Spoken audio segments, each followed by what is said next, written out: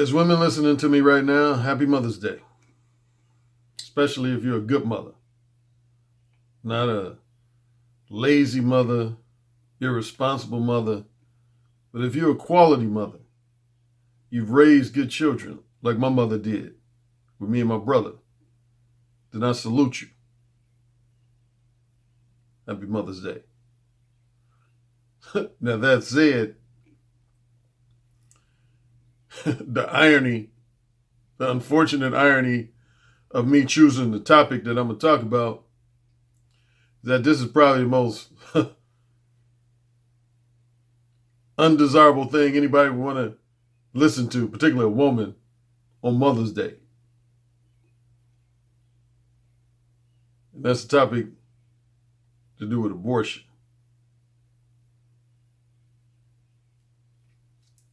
Which has had people in this country divided for decades, particularly since the 1974 decision of Roe versus Wade. But before I get to that, hold on one second.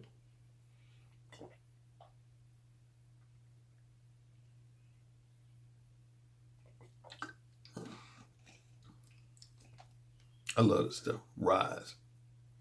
That's my equivalent to orange juice. But unlike orange juice, it has no sugar in it.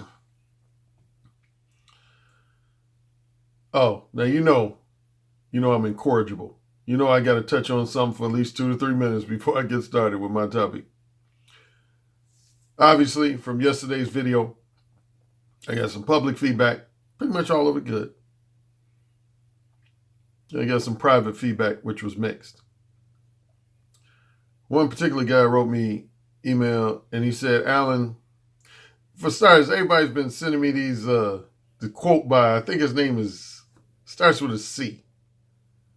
Starts with a C. Let me see.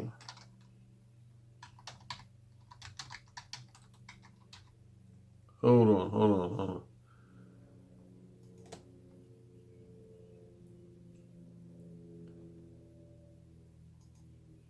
Okay, Charles Caleb Colton. Charles Caleb Colton is the one who coined the quote, imitation is the most sincere form of flattery. Imitation is the most sincere form of flattery. I've had a number of people when it comes to this whole issue about copycats that I covered yet again yesterday on Saturday. It's basically people been saying, Alan, you should be flattered.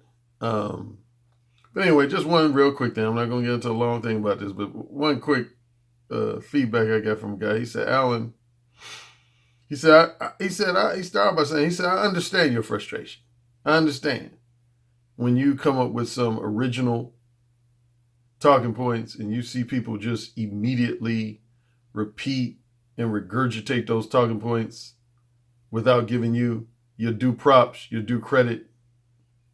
Again, what's formerly known as proper credit attribution. He said, I get that. He said, I think in the long run, and I think you know this, Alan, that it's going to hurt them more than it's ever going to hurt you. He said, because imagine if somebody copies your talking points, some of your slogans, some of your terminology, and somebody who is, unsuspecting, naive, ignorant, doesn't know that you were the one who came up with those things. Say there's a bunch of people who's following some guy, let's call him Joe Johnson. They're going to follow him, but then they're going to come across, somebody's going to put in their ear about your books. And then once they find out that you are indeed the ultimate originator, they're going to crash. That guy's popularity is just literally going to crash. And if you remember, I talked about this with, that's what happened to Maurice Kane Carter. If you remember my story about Maurice Kane Carter, that's exactly what happened with Maurice Kane Carter. There was this guy, again, I don't want to necessarily do the whole story, but there was a young brother named Maurice Kane Carter who kind of came out of nowhere and his popularity just skyrocketed. I want to say it was around 2012, 2013. His popularity just skyrocketed. until people found out that he was basically ripping off the late great comedian Patrice O'Neal. Then as quickly as his fame and notoriety rose, once everybody found out that he basically was just biting Patrice O'Neal shit, his shit went and yeah, that's what happened. So that's what this guy was saying was going to happen with guys who copy off of me, man, as soon as people find out. So, and then one other quick thing he said, and this reminds me of some a buddy of mine in London, of all places, wrote me about 5 or 6 years ago. He said, Alan, here's the thing with you. Because this particular guy had come out with a book himself, an ebook about basically direct game on Tinder. And he said, Alan, you've pretty much cornered the market on direct verbal game. He said, I'm going to just give you that. You've pretty much cornered the market in the sense that you broke it down so well in such specific terms, like almost like a science. You break it down. You don't just talk about direct verbal game, but you literally break it down in really specific pieces and specific detail to the point that ain't really, you've really left nothing for anybody else to cover. And remember again, that guy, Matt Mitchell, that's why he said Ball 1 was the blueprint for essentially for direct verbal game. That's what this guy said about 5 or 6 years ago, this guy from London. He said, you've not only just talked about it, he said, there's a few other guys who talked, but he said, you broke it down in such lengthy and specific detail that he said, you've really left nothing for anybody else to cover. He said, so essentially, if anybody comes out with a book after you that has to do with direct verbal game, they're going to automatically look like they're copying you. Even if they weren't, that wasn't their specific intention was to copy you, they're going to look like they're copying you because you've covered almost literally every aspect of direct verbal game. Anything to do with direct verbal game, you've covered literally every aspect of that. To the point where if anybody else comes out with an ebook, paperback, hardcover, audiobook, they're going to look like they're copying off. People going to immediately say, that guy's copying off Alan. He's just basically a mo. That did happen to at least one guy. I've mentioned this, I think, once before. There was a guy interviewed on Blog Talk Radio. He was a mixed martial artist from Canada. I can't remember his real name. He went by, his nickname was the Direct Playboy. The Direct Playboy. And I even interviewed him on Blog Talk Radio. I can't remember the year. But, we had a good conversation. Now, honestly, when I read his ebook, I realized it was basically just like Mo 1. But I didn't go in on him because he was so respectful to me. Like, he gives me a very flattering shout out at the beginning of his ebook as being an inspiration and influence to him. But PUA Hate, which I mentioned a few videos ago, this message board that a lot of people might not be familiar with, it used to be a real popular message board, PUA Hate. Any book that came out in the manosphere, they would review it. Any book, that ebook, paperback, hardcover, or to a certain extent, audiobook. Audiobooks weren't really that popular back then.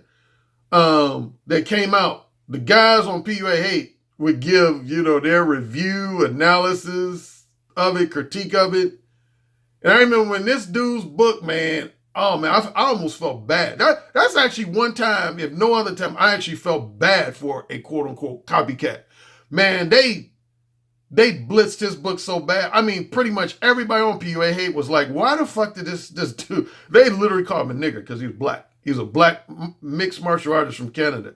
They was like, why did this nigger just write this book that's essentially just a duplicate of Mo 1?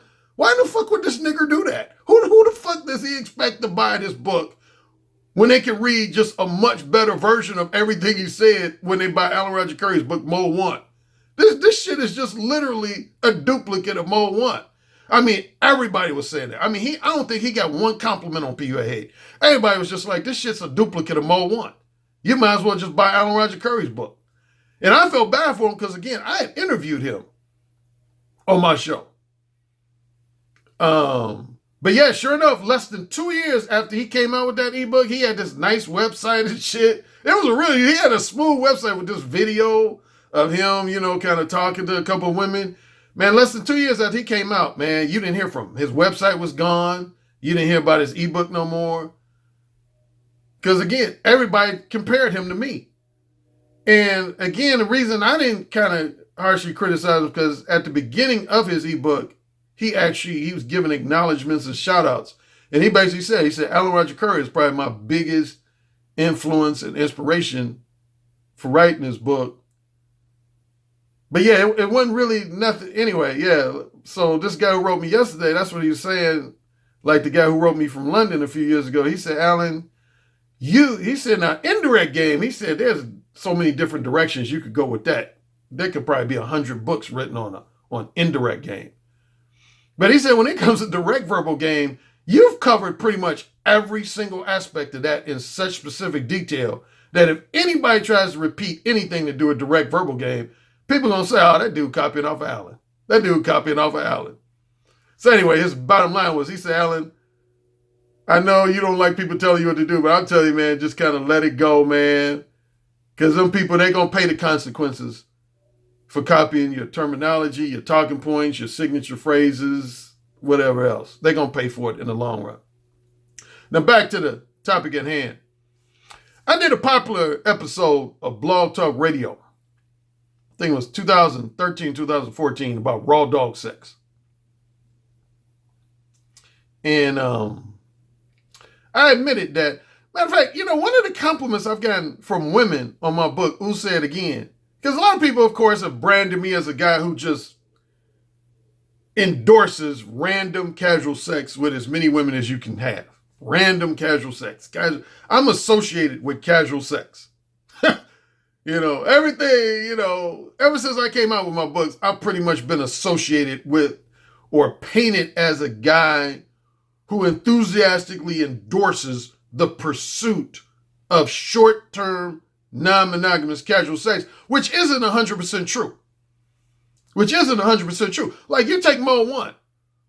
A lot of people think Mo 1 is a book specifically about the pursuit of short-term, non-monogamous casual sex. But it's really not.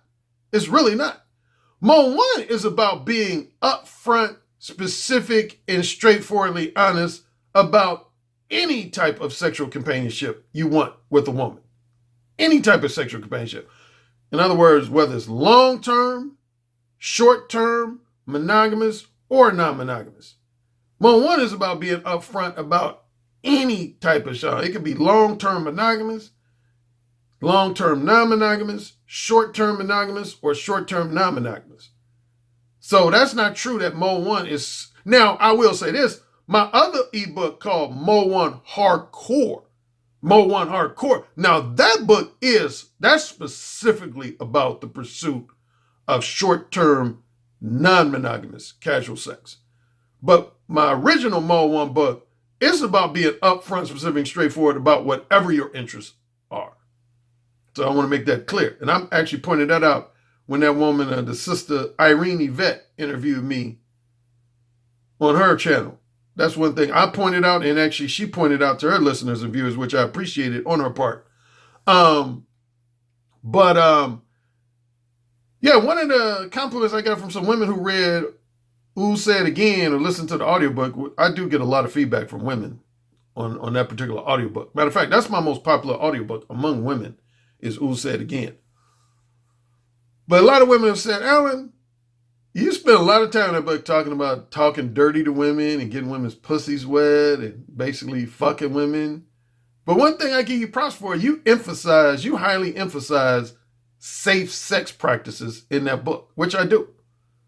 There's probably at least 3 to 5 instances in that book where I emphasize safe sex practices. And one of the reasons why is because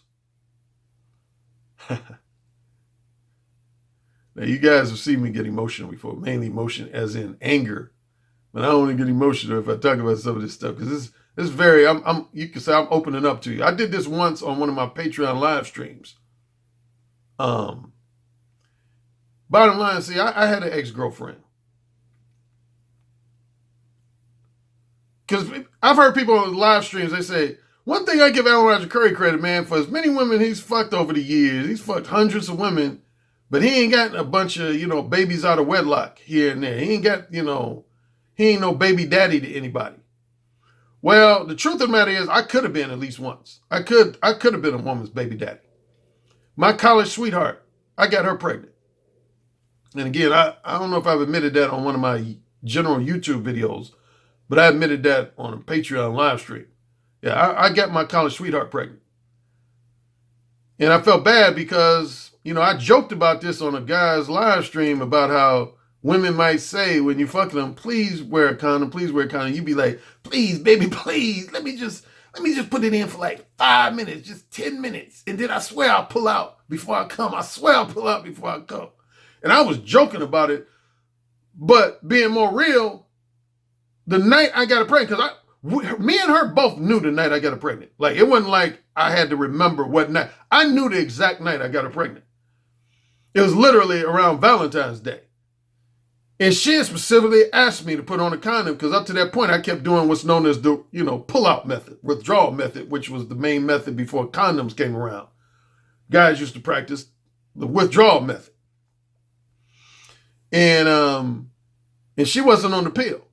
She wasn't on the pill. Later on, she got on the pill, but she wasn't on the pill. And so she asked me, I remember that night, she asked me, she said, please, baby, please wear a condom. You're not that disciplined on pulling out. We've already had a couple of close calls. I was just like, baby, just let me for like at least 10 minutes. Because that's what I admitted on this Blog Talk Radio episode. I admitted that I like raw dog sex. Even though I'm all about encouraging guys to practice safe sex, I admit there's no comparison to me between raw dog sex and sex with a condom on. And so I had sex with her without a condom. Then had the discipline to pull out. She got pregnant. She didn't want to have to quit school to raise a child. I didn't really want to have to quit college to get a job to help raise a child. So she basically came to me and said, I'm going to have an abortion. It was something that I didn't particularly encourage, but being fair to her, I didn't particularly discourage it either. So she did. And now that I'm 56 years old with no son or daughter, a large part of me regrets that decision.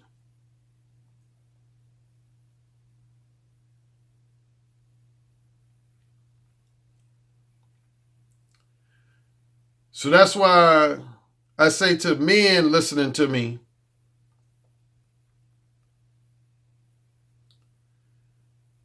before you make the decision to slide your dick in a woman's pussy, I don't care if the woman told you that she's on the pill, because I know from experience, man, women can lie about that shit. You don't need to be sliding your dick in no woman's pussy raw dog, without a condom on, unless you're potentially prepared to become that woman's wife, or at bare minimum, at least you're prepared to pay that woman child support until that child is 18 if she gets pregnant. If you ain't prepared to do one of those two things, don't fuck that woman raw dog. Now, I know most of y'all going to be hard-headed and you ain't going to listen to Professor Currie, but I'm just giving you the real, man. If you're going to fuck a woman raw dog, you need to be prepared at maximum to be that woman's wife, to be that woman's husband, propose marriage to that woman and marry her if she gets pregnant. And at minimum, be prepared to be a baby daddy who's going to responsibly pay child support for the first 18 years of that child's life. If you're going in a woman raw dog, you can't blame no finger on a woman. Now, if you got a condom on and somehow some woman gets pregnant, I don't know, maybe she clipped the took a little pair of scissors and clipped her condom so she could purposely get pregnant, then you got arguments. If you took steps to practice safe sex and just somehow the woman got pregnant, then you might have arguments. But if you go on any woman raw dog, you can't say shit. You can't say anything.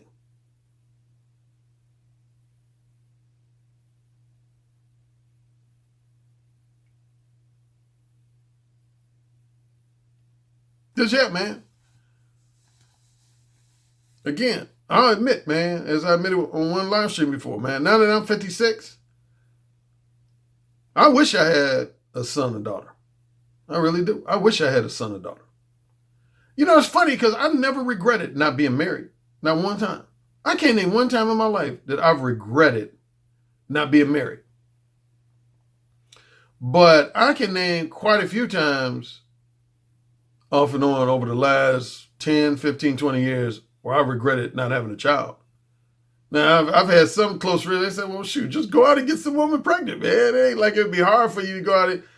Well, the thing about that, I've never just wanted just any woman to be the mother of my children, man. I don't want just any just random woman to be the mother of my children. You know, well, actually, I did have some women who actually asked me, and in one or two cases, damn near begged me to get them pregnant. Yeah, because I'm going to tell you one age group where a lot of women, if they haven't had a baby yet, will begin to desperately want one. Is between roughly the age of 35 and 39. 35 and 39. You'll find that once women get to the age of between 35 and 39, assuming that they haven't had a child yet up to this point, and they're not married, they're not in a long-term relationship with a guy, they will turn to some of their close friends and or fuck buddies to ask them to get them pregnant. I've had that happen to me 5 times. Yep, I've had 5 women who were in that age group that were between 35 and 39 that I would say 3 of the 5 just casually asked me to get them pregnant, and 2 of the 5, I would say damn near begged me to. They literally like begged me to get them pregnant. And they even went as far as to say, Alan, I won't even obligate you to pay child support, although if they would have changed their mind, the court went back to, any court's going to make me pay child support. But they were like, Alan, because these were all professional women, financially self-sufficient women. So it wasn't like these were some broke women. And they were like, I'll take care of the baby. I just want a baby. I want a baby. And I'm not married. I'm not in a relationship. And, you're a good-looking guy. You seem like you got good, healthy genes, genetics. And they wanted me to get them pregnant. But I respectfully declined. But shoot, now I'm thinking back, maybe I should have took at least one of those women up on their offer. Yeah, it would pain me to leave this earth without a biological legacy. It would pain me to leave this earth without a biological legacy. That's real talk on Alan Roger Currie's part. Yeah, so I see that well-known actress, or maybe former actress, I haven't seen her in any movies or TV shows recently, Alyssa Milano, she has proposed a sex strike in response to the proposed abortion laws that want to be implemented in Georgia and Alabama. Now, these laws have not been passed yet.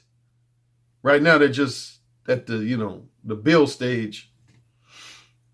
So they haven't been, officially accepted and confirmed yet. They're just at the proper, they've been proposed.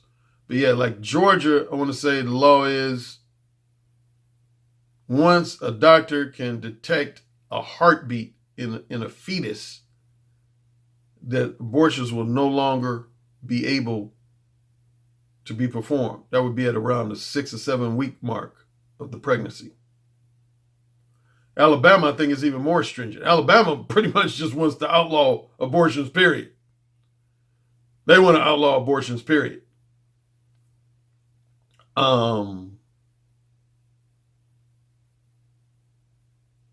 Yeah, abortions, man, it's a tricky thing, man. When I say tricky, I mean, if you're objective, like I try to always be, if you're objective, there's objective arguments. There's valid arguments on both sides of the coin. There's valid arguments on both sides of the coin. There's valid arguments against a woman having an abortion, and there's valid arguments in favor. Probably the two most obvious valid arguments in favor of abortion would be like if a woman is raped by her own father or brother or uncle, basically a blood relative, or just rape, period. Raped by a stranger on the streets. If a woman is raped, why would a woman want to raise a baby by a dude who raped her? I mean, you know what I'm saying? Why would a woman want to raise a baby by a dude who just raped her or even date raped her? So that's one argument I would say is valid in favor of abortion, would be rape and or incest. Rape and or incest. Instances of rape and or incest. But the main argument against abortion would be like what I've already alluded to, is a situation where a man and a woman both willfully engage in a pleasurable episode of casual sex,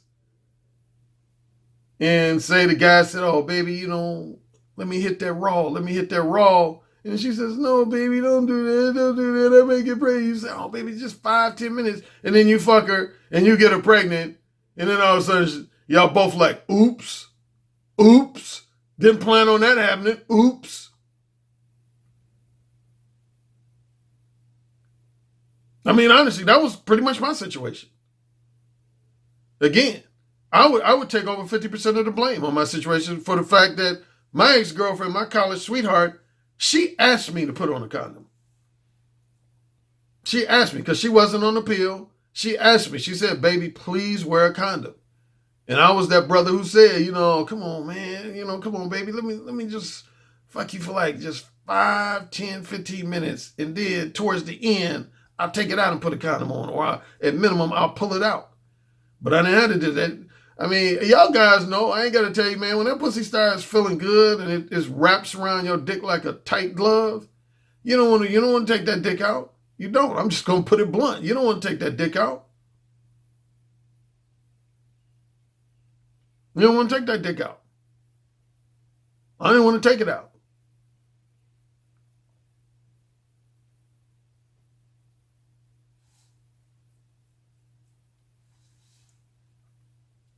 Now, I think Alyssa Milano, one of her proposed forms of protest against these proposed abortion laws is sex strike. Sex strike. I understand the spirit of where she's trying to come from, you know, being a self-proclaimed feminist. I understand the spirit. But here's the thing, man. When you propose a sex strike on behalf of women, that's almost like suggesting that sex is a reward to men. And it's not. Well, some men it is. I always say it's a doggy treat reward for some men, beta males. It's a doggy treat reward for sexually undesirable beta males. But for a sexually desirable alpha male, women want sex just as much, if not more, than a man does. Most women, man, when it comes to having sex with a sexually desirable alpha male, they want sex just as much or more than, like most of the relationships I've been in with women, I've said this multiple times before, but blogged or right here on YouTube.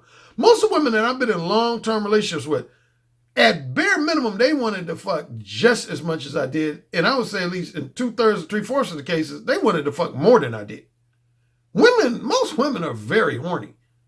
I mean, once they,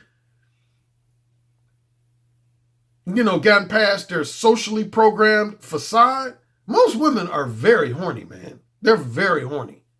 Believe that shit. Most women are very horny. They want to fuck. No, I put it this way. If you're in a relationship with a wife, a fiance, or a long-term girlfriend, and she's always giving you the impression that she really don't want to fuck, I hate to break this bad news to you, but that means she's just really not that physically attracted to you or sexually attracted to you. She's with you because of your non-sexual time, attention, and companionship, and she's with you because of your money, the fact that you're taking care of her bills and help her out financially. But she's not with you because she genuinely enjoys having sex with you. If you were in a relationship with any woman that on a regular basis, not every blue moon, a lot of women every blue moon might give you a hard time having sex if they just simply not in the mood or had a bad day or something. But I'm talking about on a regular basis. If you're in a relationship with a woman on a regular basis, that's always basically like, oh, honey, no, not tonight, not tonight. I'm just not feeling, not tonight. And that happens like on a week-to-week, month-to-month, year-to-year basis. That woman's not attracted to you. That woman's not attracted to you. She's fucking somebody else on the side. I pretty much guarantee it. She's fucking somebody else on the side. And he's giving her good dick. And she enjoys his dick, but she don't enjoy yours. But when a woman is genuinely attracted to you, she's going to love the fuck. She's going to love the fuck as much as you, if not more often, more than you. So the fact that Alyssa Milano is proposing a sex strike, that would be like a lot of women denying themselves the enjoyment, pleasure, and satisfaction that they want. That ain't going to work in the long run. That ain't going to work. That ain't going to work.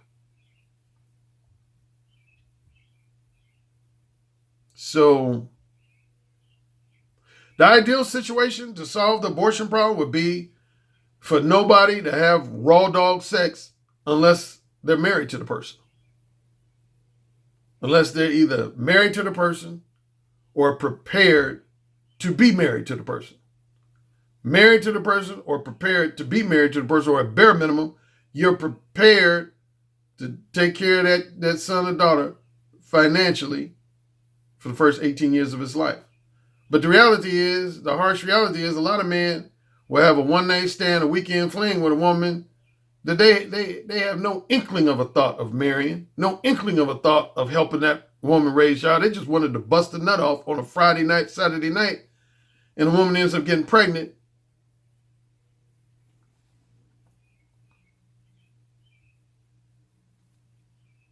Like, you got a woman, like I've told y'all stories, at least a few stories.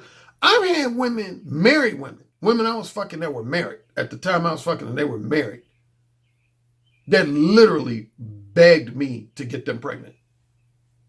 Now, I'm not even joking. I've had not too many instances, but I've had a few where women I fucked who were married that begged me in the heat of the moment while I was fucking them to get them pregnant. They would be like, oh, baby, get me pregnant, get me pregnant. I'd be like, bitch, you married. I don't care. I want your baby. I want your baby. Get me pregnant. Get me pregnant.